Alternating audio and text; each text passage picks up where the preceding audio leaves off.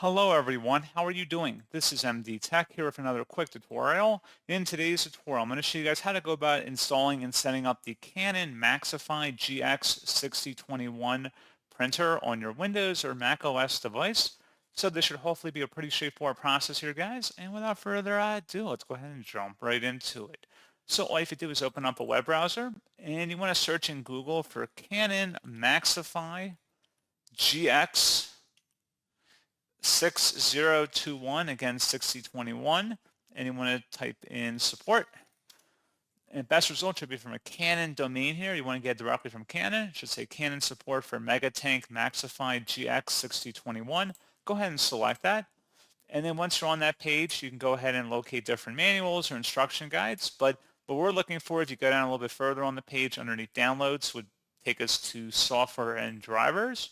Select your operating system as well as the version number if it isn't automatically detecting it.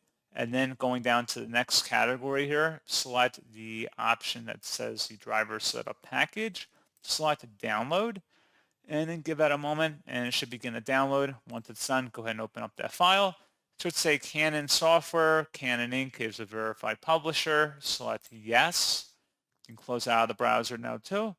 And now that we are in there, just go ahead and select Start Setup, and then select Next. It's going to begin downloading the latest driver and software updates, so just be patient, give this a second here.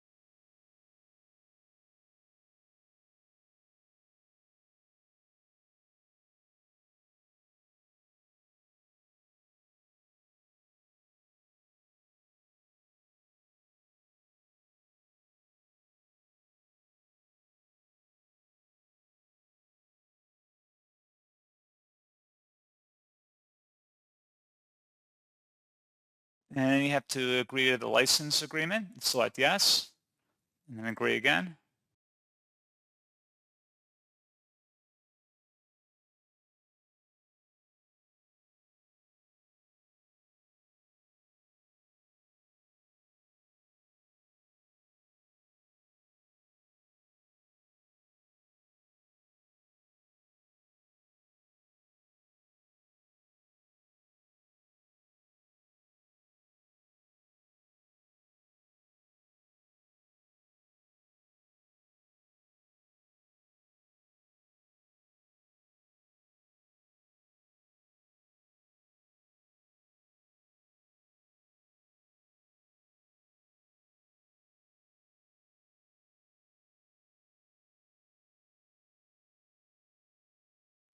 And then select either Wi-Fi, wired LAN connection, or USB connection, whatever your preference is, and then select Next.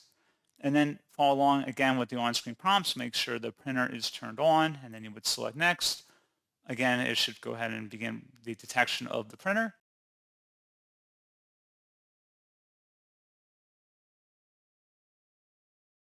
And then if it's able to detect it, it should populate in a list here. We're going to go ahead and select Next. Again, follow along with the on-screen prompts. Shouldn't be a big deal. And then again, select Next.